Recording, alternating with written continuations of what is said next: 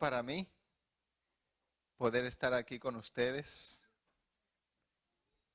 Hemos pasado momentos muy complejos emocionalmente, pero creo que el Señor nos da la fortaleza para continuar, para seguir adelante. Como decía el hermano, realmente yo no puedo estar sin predicar. El hermano coincidió con eso y para mí es una dicha y es un privilegio poder trazar la palabra del Señor en esta mañana. Añoro mucho a mi país, creo que todos tenemos ese sentimiento, coincidimos en ese sentimiento. Pero es necesario estar donde Dios pide que estemos y donde Dios nos manda. Y yo creo que Dios tiene un propósito infinito con cada uno de nosotros. Y en la medida en que nos dejemos guiar por Él, se irá cristalizando ese plan y ese deseo que Dios tiene para cada uno de nosotros. Hoy vamos a hablar de la segunda venida de Cristo Jesús. Es nuestro mayor anhelo, ¿verdad? Es lo que nos mueve. Así como el combustible mueve al carro, la promesa de Cristo Jesús de volver por segunda vez nos mueve a nosotros los cristianos, ¿cierto? El mayor evento, el mayor acontecimiento y el mejor regalo que podamos recibir será nuestro Salvador. Cristo viene pronto. Y es un verdadero privilegio vivir en la generación que podrá contemplar la segunda venida de Cristo Jesús. Yo no dudo de ello. La palabra de Dios es muy clara. Ahora, Dios es un Dios de promesas. Pero no es un Dios de promesas como las promesas que hacemos nosotros. A veces prometemos y no cumplimos, ¿cierto? ¿A cuánto les ha pasado? El que diga que no es un mentiroso. La palabra de Dios dice, es mejor no prometer, ¿cierto? Que prometer y no. Pero también la palabra del Señor dice que Dios no es hombre para mentir, ni hijo de hombre para retractarse de lo que dice. Y lo que promete lo. Ahora fíjense, Dios prometió que mandaría a su hijo por primera vez, ¿sí o no? A morir por cada uno de nosotros, a redimirnos. Yo pregunto, ¿lo cumplió? Ahora, ¿cuánto tiempo en años terrenales tardó en cumplirse esa promesa? ¿Cuánto tiempo? 4,000 años. Ahora, cuando Cristo Jesús estuvo en esta tierra, Él prometió, está bien, yo voy a dar mi vida por ustedes, me van a crucificar, pero al tercer día, ¿qué va a pasar? Voy a resucitar. Ahora, ¿lo cumplió Cristo? Claro que sí. Al tercer día, bien temprano, porque al que madruga Dios le ayuda, dicen en Colombia, Cristo Jesús se levantó de la tumba, cumpliendo su promesa. Por eso creemos en un Dios vivo, ¿cierto? Y su tumba está vacía. Así que Cristo Jesús cumplió su segunda, pero Él hizo una tercera. Antes de ser crucificado, Él dijo que volvería por segunda vez para llevarnos a un lugar que tanto anhelamos, ¿verdad? A ese lugar que Él está preparando para cada uno de nosotros. Ahora, ¿cuánto tiempo ha transcurrido desde que Él hizo su promesa? ¿Cuántos años? 2000 años aproximadamente, ¿verdad?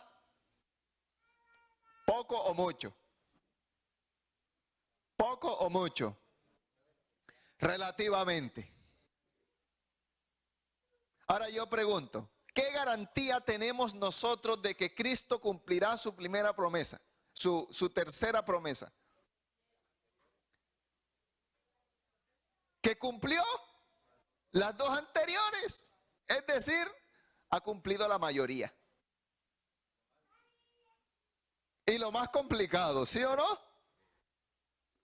Esa es nuestra gran garantía.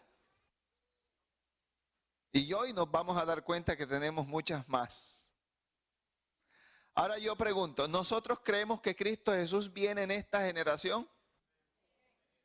¿Saben que no es osado decir eso?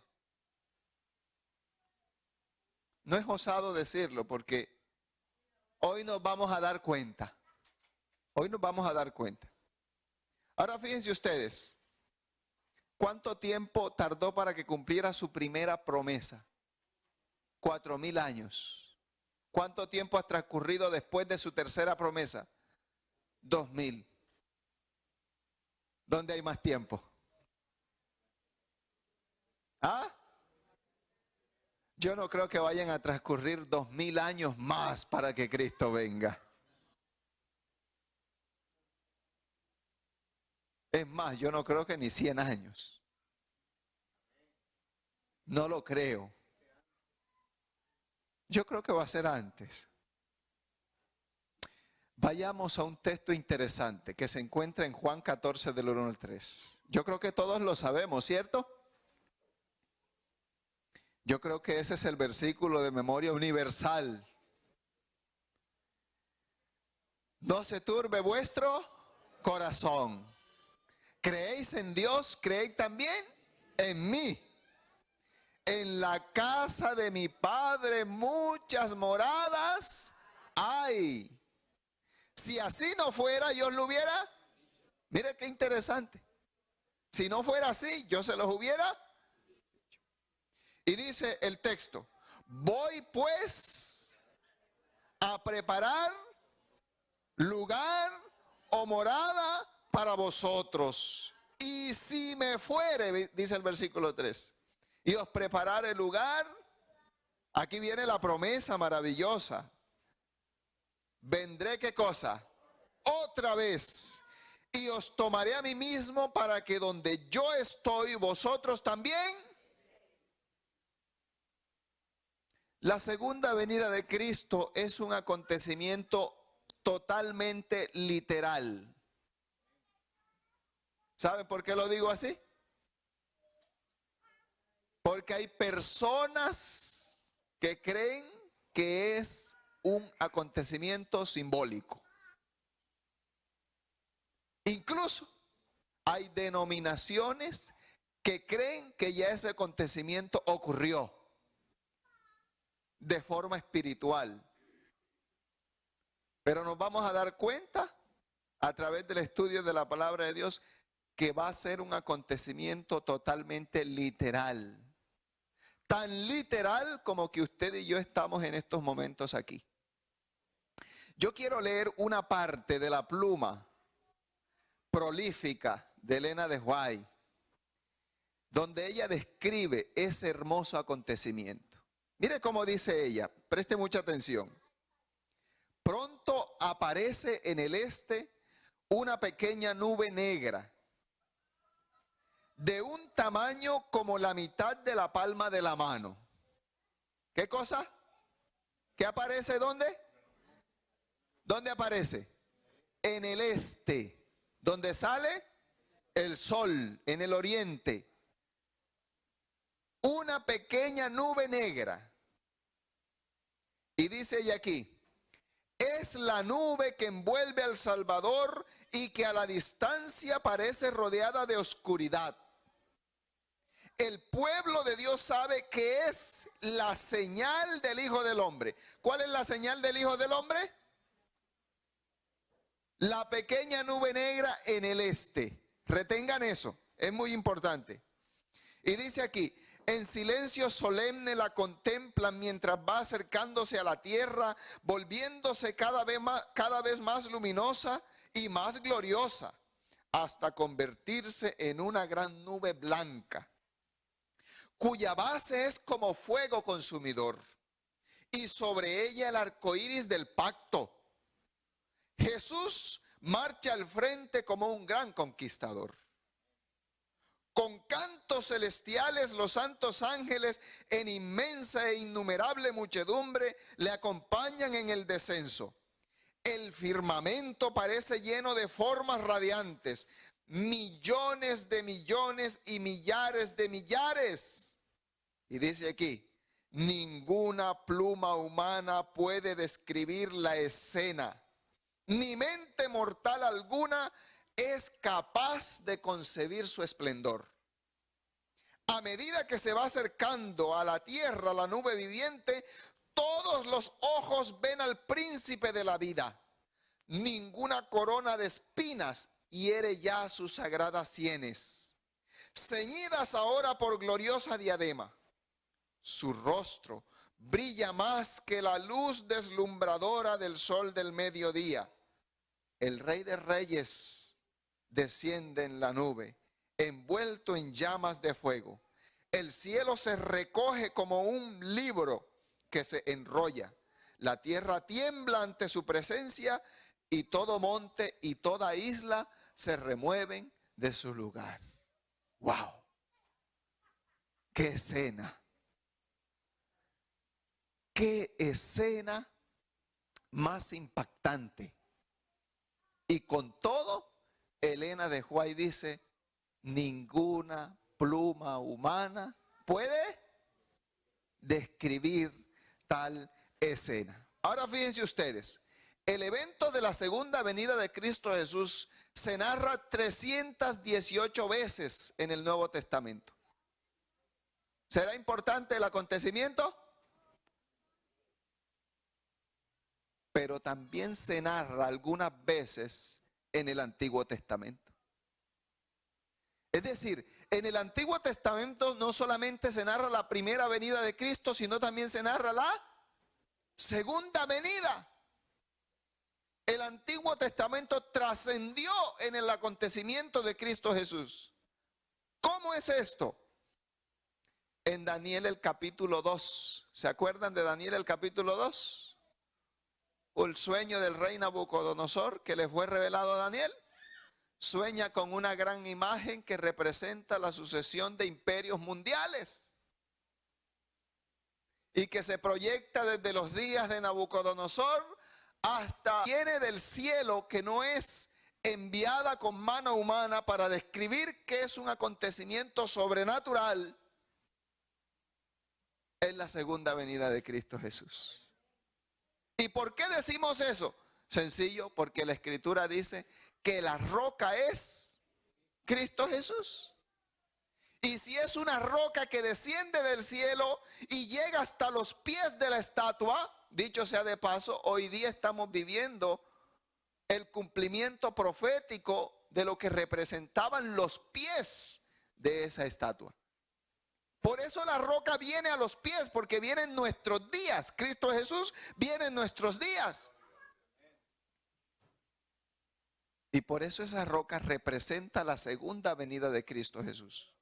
Y el texto dice que esa roca cae a los pies de la estatua y destruye todos los metales, el oro, la plata, el bronce y el hierro, porque de alguna manera cada uno de esos imperios, su cultura y su influencia religiosa permanecen vivos hasta el presente.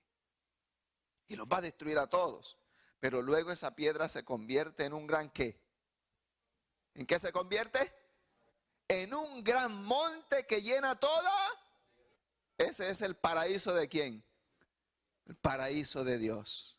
¡Qué maravilloso! Si nos vamos a Daniel, el capítulo 12, versículo 1 y 2, vemos también la figura de la venida de Cristo Jesús. Mire cómo dice: en aquel tiempo es este, La palabra aquel tiempo allí en hebreo es el tiempo del fin, que es un lugar, es un evento en la historia que se ha denominado técnicamente como tiempo del fin. Es un paquete de tiempo que tuvo un comienzo y que tiene una clausura. Ahora, el tiempo del fin empezó en 1798. Yo no les voy a explicar aquí, ahora mismo, por qué empezó allí, pero en algún momento, si me dan chance, lo haré en otro tema. Pero en 1798 empieza el tiempo del fin. Y el tiempo al que se refiere este versículo es al tiempo que transcurre desde 1798 hasta nuestro momento, hasta que Cristo venga. Y el texto dice, en aquel tiempo se levantará Miguel. Y ya sabemos que Miguel allí, ¿quién es? Cristo Jesús, el gran príncipe que está de parte de los hijos de tu pueblo, y será tiempo de angustia. Miren qué interesante. Cual nunca fue desde que hubo gente hasta entonces. Pero en aquel tiempo será libertado tu pueblo, todos los que se hallen escritos en el libro. Y el versículo 2 termina diciendo, y muchos de los que duermen en el polvo de la tierra ¿sé qué cosa? Se levantarán o se despertarán, unos para vida eterna en la primera resurrección, y otros para vergüenza y confusión perpetua. ¿Ese es o no el acontecimiento de la segunda venida de Cristo? Claro que sí. Ahora mire qué interesante. Job, el patriarca Job, del cual no sabemos mucho, en el capítulo 19, versículo 25 al 27, lo narra de una forma maravillosa. Mire cómo lo dice. Narra los dos acontecimientos. El acontecimiento redentivo y el acontecimiento glorioso. Dice, yo sé que mi Redentor vive. Ese es el aspecto redentor de Cristo Jesús. Y que al fin se levantará sobre el polvo.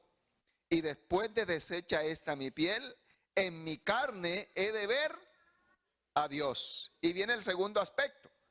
Al cual veré por mí mismo. Y mis ojos lo verán y no otro, aunque mi corazón desfallece dentro de mí. La Nueva Versión Internacional lo narra de una forma más clara. Mire cómo dice la Nueva Versión Internacional. Yo sé que mi Redentor vive y que al final triunfará sobre la muerte. Qué interesante, ¿verdad? Porque cuando Cristo se levanta de la tumba, lo que hizo fue eso. Triunfar sobre la muerte. Y su resurrección es nuestra resurrección. Porque cuando Cristo resucitó, todos nosotros en Él estábamos resucitando. Y el versículo 26 dice, y cuando mi piel haya sido destruida, todavía veré a Dios con mis propios ojos. Y el 27, yo mismo espero verlo. Espero ser yo quien lo vea y no otro, está diciendo Job. Este anhelo me consume las entrañas. Qué bonito, ¿verdad? Ahora la pregunta que surge es la siguiente. ¿Por qué es importante que conozcamos cómo ocurrirá el evento de la segunda venida de Cristo? Yo les voy a dar la respuesta. Y la respuesta la encontramos en dos párrafos de Elena de White. Se encuentra en Eventos de los Últimos Días, página 139. Es cortito, la verdad. Dice, el acto capital que coronará el gran drama del engaño será que el mismo Satanás se dará por el Cristo. Y esto está bajo el contexto del desarrollo de los eventos finales. Y dice aquí, hace mucho que la iglesia profesa esperar el advenimiento del Salvador como consumación de sus esperanzas. Pues bien, el gran engañador simulará que Cristo ha venido. Mire qué interesante. ¿Qué es lo que va a hacer Satanás? Uno de los acontecimientos escatológicos. Y con escatología sencillamente nos referimos al desarrollo de los eventos finales. Eso es escatología. Uno de los eventos en el orden cronológico de los eventos últimos antes de que Cristo venga va a ser que Satanás se va a pasar por Cristo Jesús. Va a simular su venida. Y si nosotros no sabemos cómo es que Cristo va a venir, vamos a ser propensos a hacer ¿qué cosas? Engañados. Caeremos en la trampa. Y ella continúa diciendo aquí en vívido detalle: en varias partes de la tierra Satanás se manifestará a los hombres como ser majestuoso, con un brillo deslumbrador, parecido a la descripción que del Hijo de Dios da San Juan en el Apocalipsis. Lo va a imitar. ¿Va a imitar Satanás a Cristo Jesús? Con todo su esplendor y su gloria. Imagínense ustedes. La gloria que le rodee. Mire cómo dice ella. Estaba viendo esto en visión. La gloria que le rodee superará cuanto hayan visto los ojos de los mortales. ¿Ustedes creen que no vamos a ser engañados? Si no sabemos, de acuerdo a la palabra de Dios, cómo es que va a venir Cristo. Claro que vamos a ser engañados. Porque su engaño será completo y utilizará todo su armamento y va a ser con todas las charreteras puestas. Miren este otro párrafo, lo que dice. Este está en la página 144 del mismo libro en mención. Dice: el último gran engaño se desplegará pronto ante nosotros. El anticristo. Saben que la palabra anti no es que se pone en contra. En griego la palabra anti es el que se pone en lugar de. ¿Y qué es lo que ha hecho Satanás con su sistema todo este tiempo? ¿Cierto? Ponerse en el lugar de ¿quién? Por eso Tesalonicenses reza y dice que se sienta en el trono de Dios, haciéndose pasar por Dios. Y dice, el anticristo va a efectuar ante nuestra vista obras maravillosas.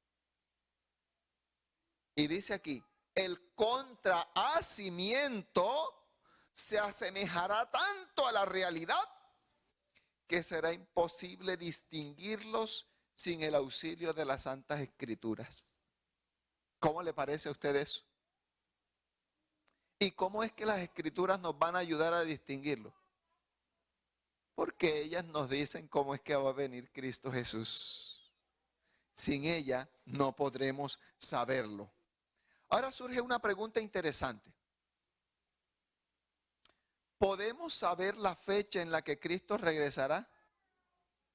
Definitivamente, ¿verdad? Y hay un texto que nos los avala. Mateo 24:36 nos dice, pero del día y la hora nadie, ni aun los ángeles de los cielos, sino solo. Y a ustedes les parecerá como obvio que yo diga eso.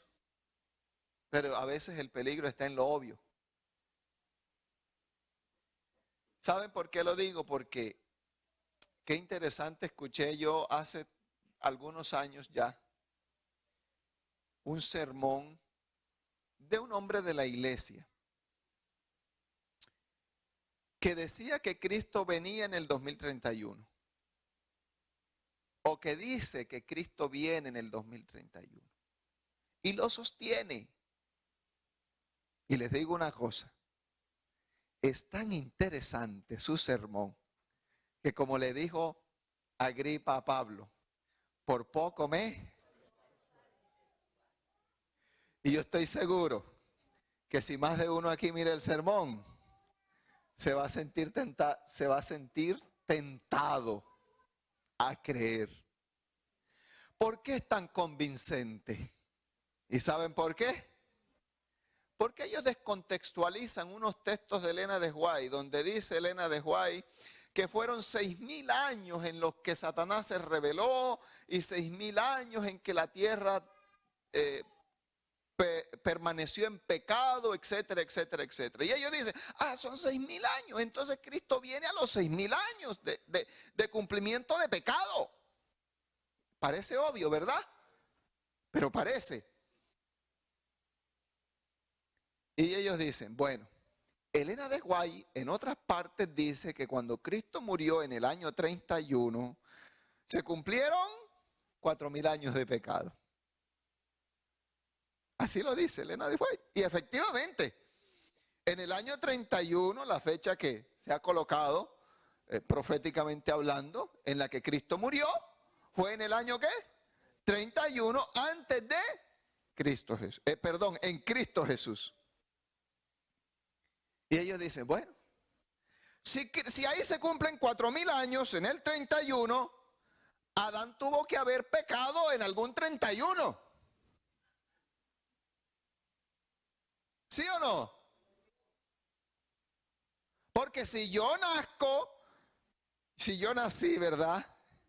En el 30 de enero, yo cumplo cada 30 de enero. Y si en el año 31 se cumplieron 4.000 años, entonces Adán y Eva pecaron en algún 31. Exacto. Y si son 6.000 años, en el 2031 se cumplen 6.000. Eureka. ¿Saben qué es eureka? Lo hallé en griego. Lo hallé. Es tan lógico, ¿verdad?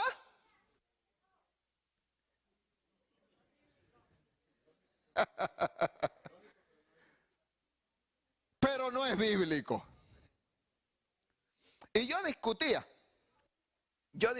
con uno de estos y yo le saqué este texto y dice, mire, ni el día, ni el año, ni el día, ni la hora y tal. Y ellos me dicen, hermano Enuar, vea, la Biblia se refiere al día y a la hora. En eso estamos de acuerdo. Pero no dice nada respecto al mes o al año. Y yo le dije, mira, es interesante, pero tú no crees y no dice nada ni del día ni de la hora, mucho menos del mes y del año. Ahora, Dios no quiere que nosotros andamos estableciendo fechas. Ahora, ellos basan ese juicio en lo que dice Elena de White. Pero obvian la otra cara de la moneda. Donde Elena de White también dice que no debemos incurrir en la mala práctica de colocar fechas. Porque cuando no se cumplen, conlleva a la gente a qué cosa? A la duda, a la incredulidad, etcétera, etcétera. Entonces toman una cosa como lógica, pero obvian las otras. Y yo quiero tan solo decirles algo. Dios no quiere que nos preocupemos por la fecha exacta de su venida. No nos interesa. Si eso fuera esencial para la salvación, ¿ustedes creen que Dios lo hubiese excluido de su palabra? No. Porque saber las fechas no es lo importante. Lo importante es que necesitamos prepararnos. Y la preparación la encontramos en el manual de instrucciones. En la Biblia, en su palabra. Entonces Satanás nos distrae haciendo cálculos y nos descuida en nuestra ¿qué? Preparación.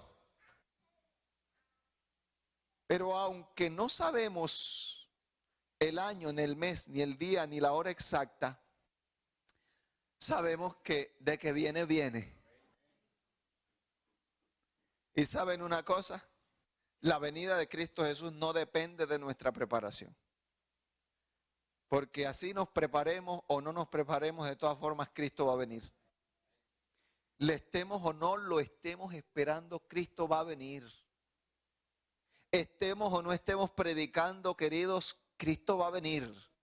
Porque si no terminamos nosotros, el mensaje de la predicación lo va a terminar Dios mismo. La venida de Cristo Jesús no depende de nosotros. Tiene una fecha en el calendario divino. Y Dios es un Dios que cumple sus promesas con exactitud. Cuando era el momento de su primera venida, Él vino. Y cuando sea el momento de su segunda venida, Él va a venir. Ahora, veamos unas características que nos ayudarán a identificar cuál va a ser la verdadera venida de Cristo Jesús. Primera característica, la venida del Señor será visible. ¿Cuántos lo creen así? Miren cómo dice Hechos capítulo 1 versículo 9 al 11. Hechos capítulo 1 versículo 9 al 11.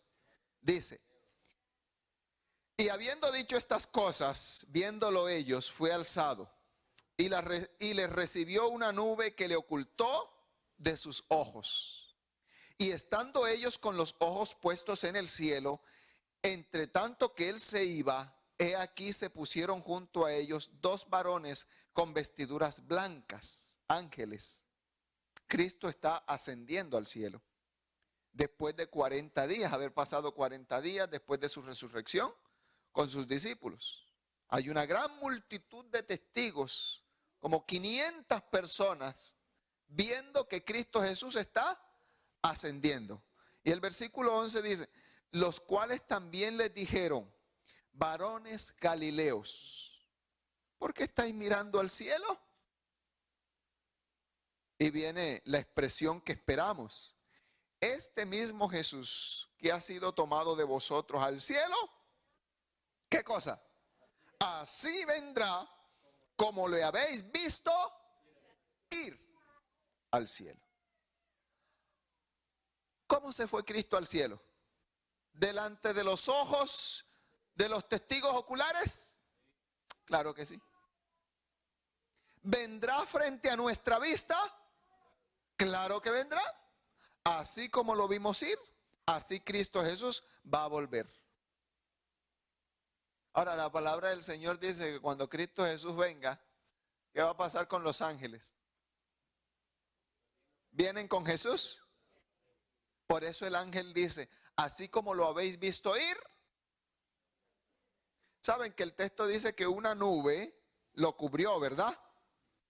¿Ustedes creen que esa nube fue la nube de gas como nosotros conocemos? No lo podría contener con toda su gloria. Cuando la Biblia proféticamente y simbólicamente hablando se refiere a nubes, se está refiriendo realmente a ángeles. Por eso dice: he aquí que viene con las nubes. No son nubes literales, son nubes simbólicas. Es decir, el aspecto es narrado simbólicamente, figurativamente, pero sin dejar de ser el evento literal. El evento es literal, pero es descrito de forma simbólica. Mire cómo dice Mateo 24, 30 y 31. Dice así: entonces aparecerá la señal del Hijo del Hombre en el cielo. ¿Cuál es la señal del Hijo del Hombre en el cielo? ¿Ah? A ver. La pequeña nube negra que se va a observar ¿en dónde? En el este o en el oriente, como la mitad de la palma de una mano, y que a la distancia parece negra. Esa es la señal. Y dice: y entonces lamentarán todas las tribus de la tierra. Y dice aquí: verán al Hijo del Hombre viniendo sobre las nubes del cielo, con poder y con gran gloria. Y el 31 termina diciendo: y enviará sus ángeles con gran voz de trompeta, y juntarán a sus escogidos de todos los cuatro vientos, desde un extremo del cielo hasta Allí la palabra escogidos son las personas que se prepararon. No que el Señor las escogió o las predestinó para que se salvaran. Porque el Señor no ha predestinado aquí para que nadie se salve. Mire, me voy a explicar en esto. O mejor dicho, el Señor nos predestinó a todos para salvación. Él no predestinó a nadie para que se perdiera.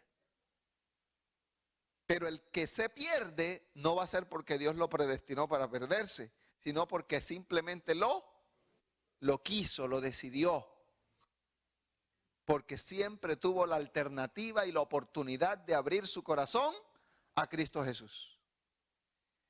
Apocalipsis 1:7, mire cómo dice. He aquí que viene nuevamente, viene con las nubes, literal o simbólico. Simbólico, ¿verdad? Las nubes allí son simbólicas. Él viene, si es literal. Y todo ojo Mire qué interesante. Hay una denominación que no cree que Cristo viene literalmente, sino que viene espiritualmente. Y ellos dicen, bueno, cuando la palabra del Señor dice ojo, realmente se está refiriendo es al ojo de la fe.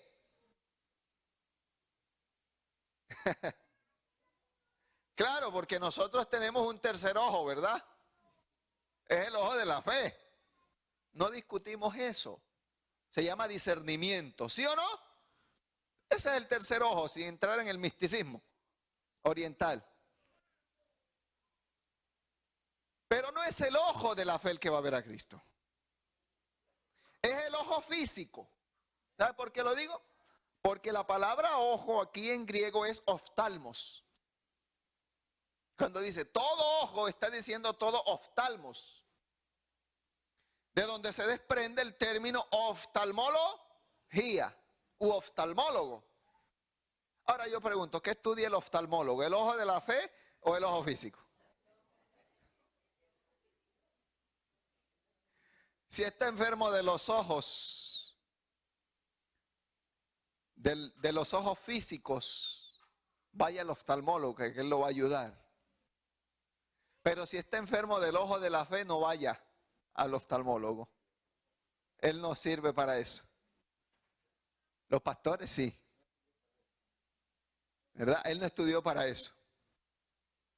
Así que todo ojo físico, todo oftalmos lo va a ver.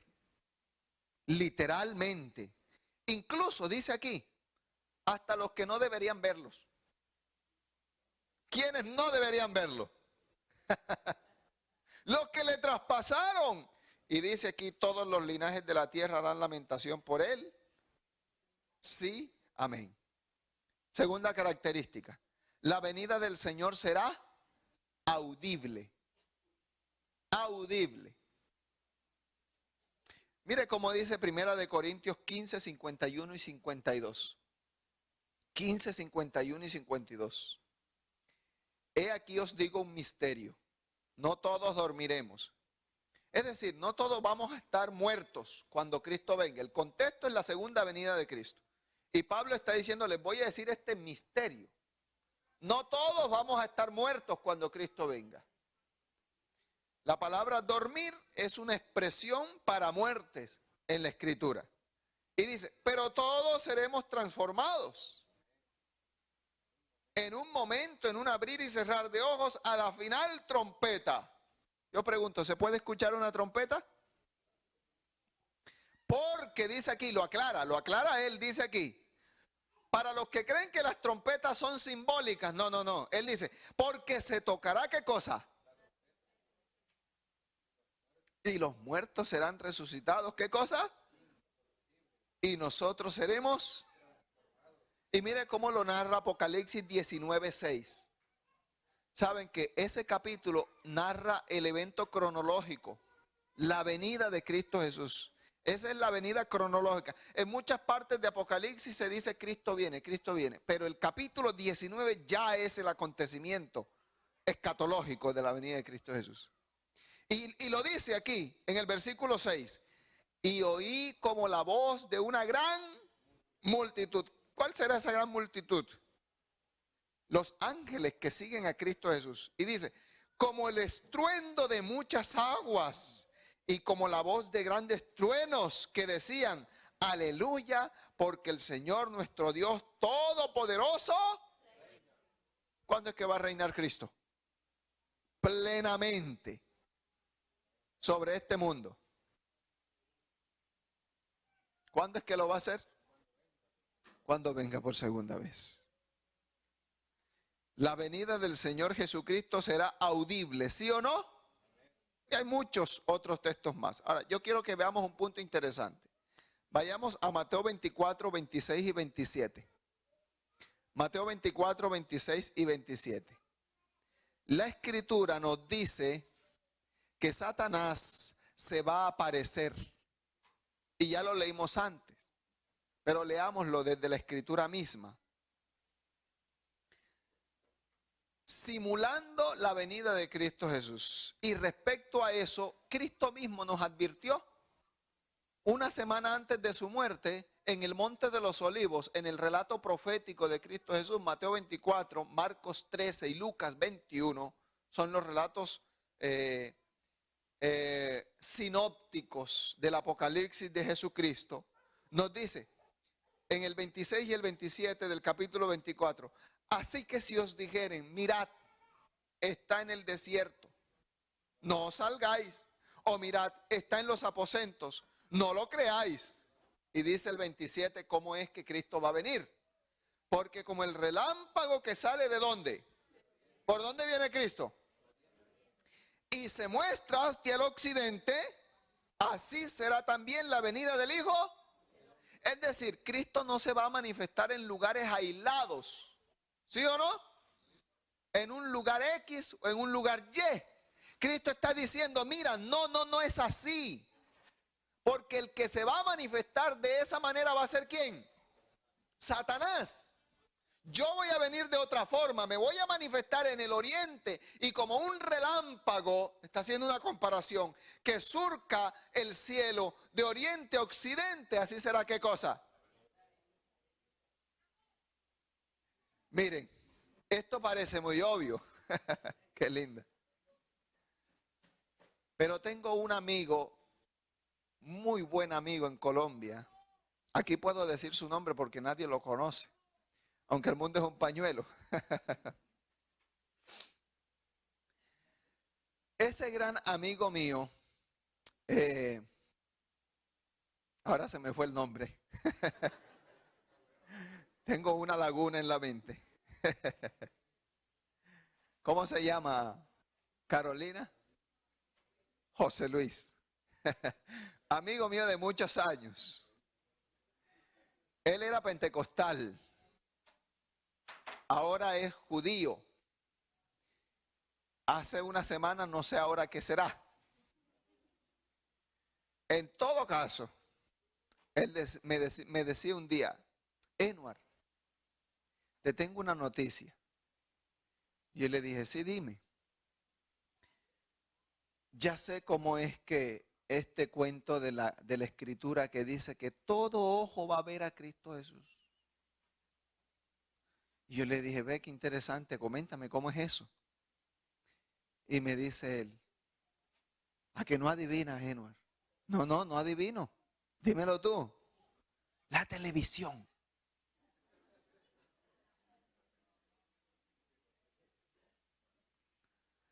El internet. Los medios masivos de comunicación.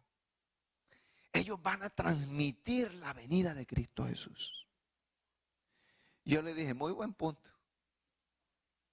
Pero cuán poca fe tú tienes y cuán poco conoces a Dios. ¿Tú crees que Dios se va a limitar a que lo transmitan los medios de comunicación?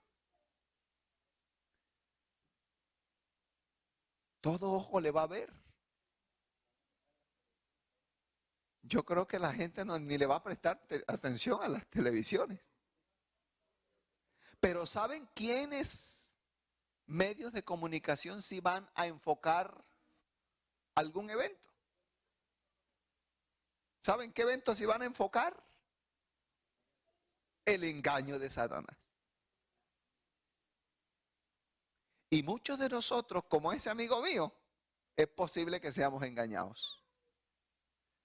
Porque cuando CNN o la BBC esté transmitiendo el acontecimiento falso, ¿ustedes creen que qué va a pasar con él? Él va a creer que esa es la venida de Cristo, porque sus expectativas siempre fueron que la televisión es la que va a transmitir y va a ser posible que toda la gente vea al mismo tiempo, de forma simultánea, la venida de Cristo Jesús. Pero no es así. ¿Y saben por qué él dice esto? Él dice, Edward, esto es muy fácil, porque mientras en un día es de día, en el otro es de... Así que ¿cómo la gente lo va a ver al mismo tiempo? Si ni siquiera el sol nadie lo ve al mismo tiempo.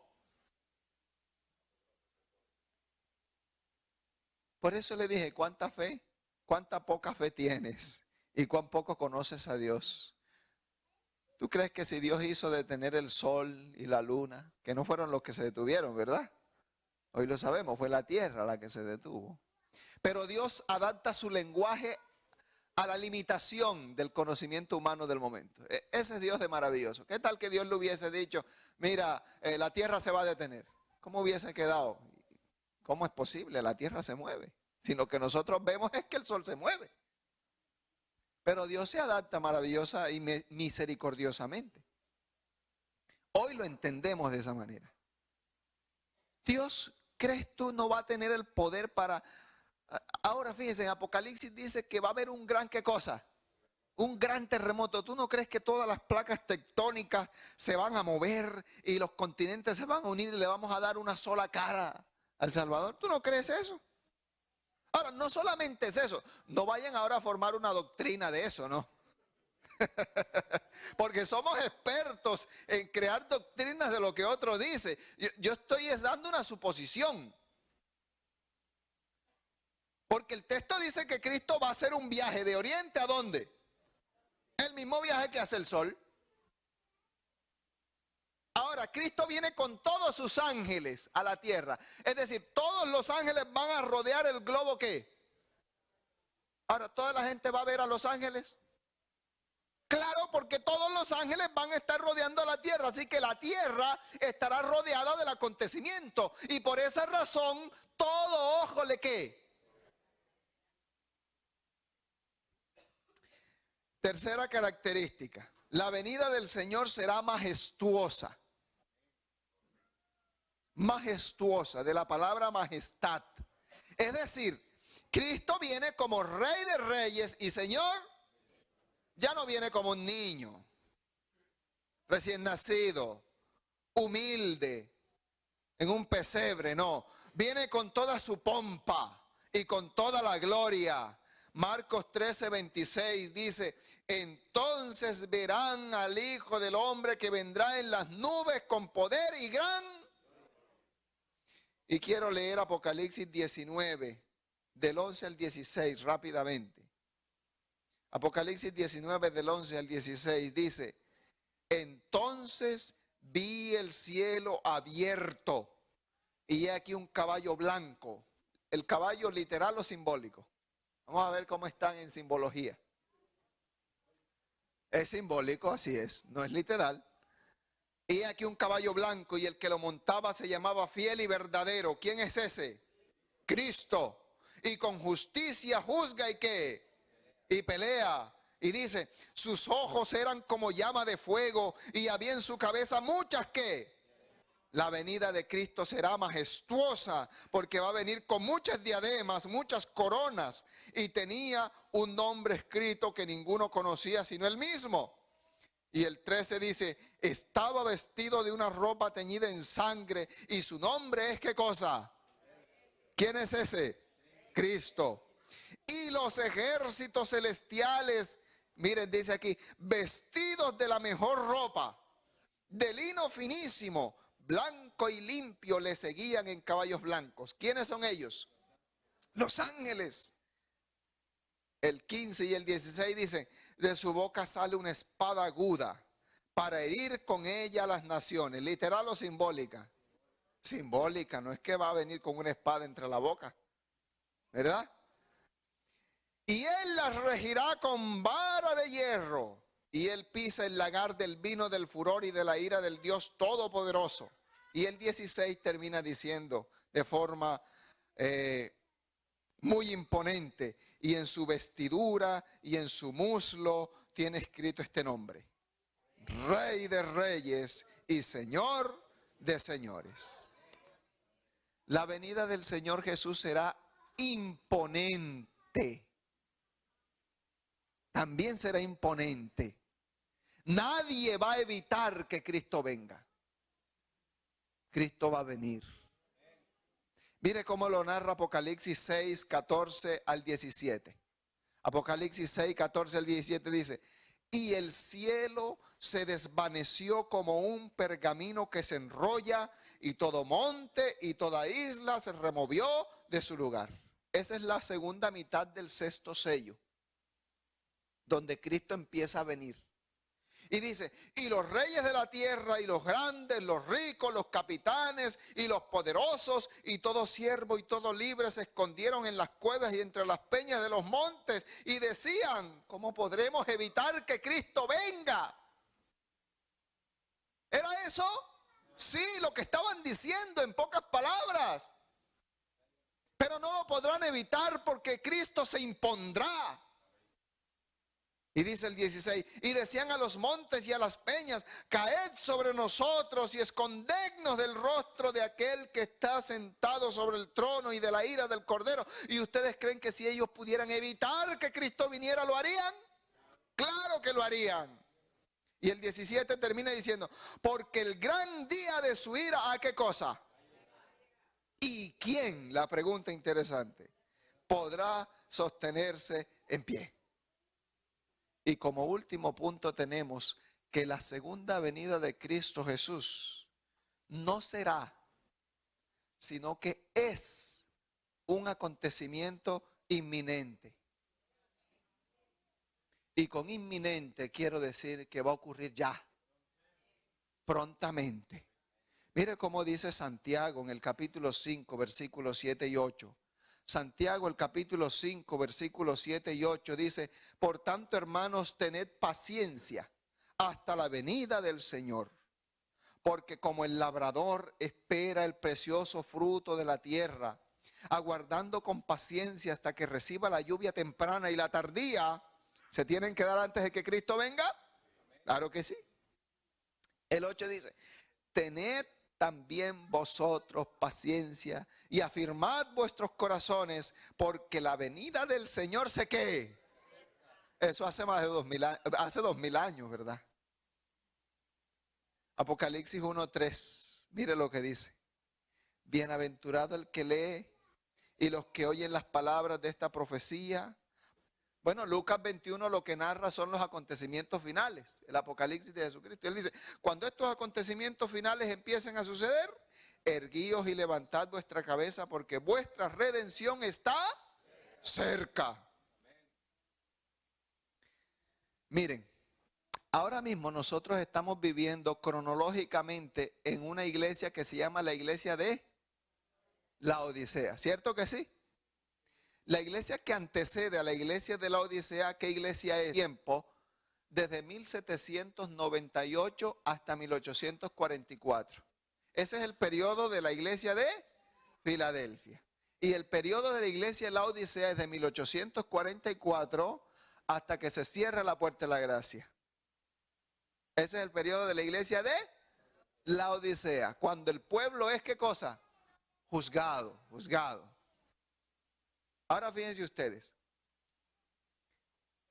cuando empieza la iglesia de Filadelfia en 1798, también empieza algo que se llama el tiempo del... Qué interesante. Es decir, que la iglesia de Filadelfia y la iglesia de la Odisea son dos iglesias que transcurren en el tiempo del... Ahora miren qué interesante en Apocalipsis. Bajo el contexto de la iglesia de Filadelfia, la iglesia que empieza en el tiempo del fin, desde el versículo 11, capítulo 3 en adelante, se empieza a decir que Cristo viene pronto. ¿Ah? Antes no se dice. Antes se dice, Cristo viene. Pero ahora se le agrega el pronto. A partir de la iglesia del tiempo del fin. Mira cómo dice Apocalipsis 3:11. Bajo el contexto de la iglesia de Filadelfia. He aquí yo vengo pronto. Retén lo que tienes para que ninguno robe. Y de allí en adelante, la moda.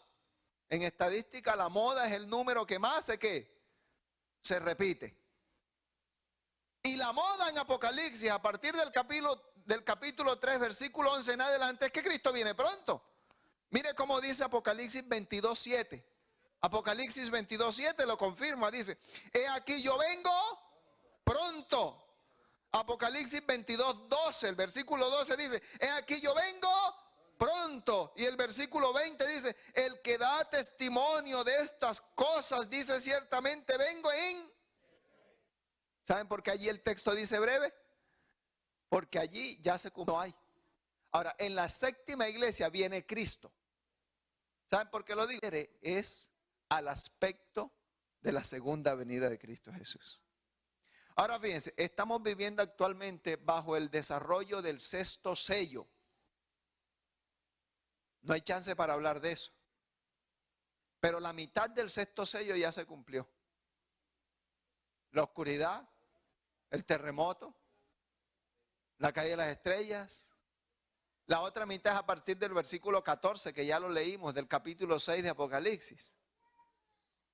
Cuando el cielo se recoge como esa es la otra mitad del sexto sello. Es decir, Cristo empieza a venir en el sexto sello. Y el séptimo sello, ¿saben qué es? La venida de Cristo Jesús. Media hora de silencio, ¿en dónde? ¿Sabe por qué queda en silencio? Porque se queda vacío. Todos los ángeles siguen al Salvador para venir a buscar a sus redimidos que se prepararon. Y estamos viviendo bajo el sonar de la sexta trompeta. ¿Y saben cuál es la séptima trompeta? La venida de Cristo Jesús. Esa es la séptima trompeta. Y queridos, para ponerle la fresa al pastel, estamos viviendo bajo el desarrollo de los acontecimientos que narran Mateo 24, Marcos 13 y Lucas 21. Es decir, el relato apocalíptico de Jesucristo en el Monte de los Olivos, pocos días antes de ser crucificado. Donde él dijo que habría terremotos y que habría hambres y guerras y rumores de guerras y convulsión y bramidos del mar y enfriamiento del amor. ¿Vivimos de esa manera? ¿Nos indica que Cristo está viniendo? Yo no dudo de que Cristo viene en nuestra generación, hermanos. Quiero terminar con una pregunta. ¿Cómo debemos estar viviendo nuestras vidas ahora mismo respecto a la venida de Cristo Jesús? Nada más debería ser nuestra mayor y más elevada vocación como es la segunda venida de Cristo Jesús. Nuestra mayor meta, nuestro mayor sueño. Mientras estemos en esta tierra tenemos que trabajar, tenemos que estudiar. Saben que me he encontrado a mucha gente en el camino que me dice, hermano, yo no quiero que Cristo venga todavía. Y sabe, yo pienso que me van a decir porque no se sienten preparadas. Porque eso es lógico. Una persona que no se siente preparada, lo más lógico y lo más normal es que Cristo no venga. Pero me dice, hermano, es que todavía me falta casarme. O me falta terminar la carrera universitaria. O me falta tener un buen carro, una buena casa, etcétera, etcétera, etcétera. Cuán limitado, ¿cierto? El conflicto de los siglos, al final del capítulo, el fin del conflicto, dice que las mayores empresas se llevarán a cabo en el cielo, en la tierra nueva. Y las capacidades mentales e intelectuales serán aumentadas. Es decir, que lo que no pudimos hacer aquí, lo vamos a desarrollar ¿en dónde? En el cielo. El cielo no es el fin. El cielo va a ser el comienzo. Terminemos con Tito 2:13. Tito capítulo 2, versículo 2:13 dice: aguardando la esperanza bienaventurada y la manifestación gloriosa de nuestro gran Dios y Salvador Jesucristo. El Señor nos bendiga a cada uno.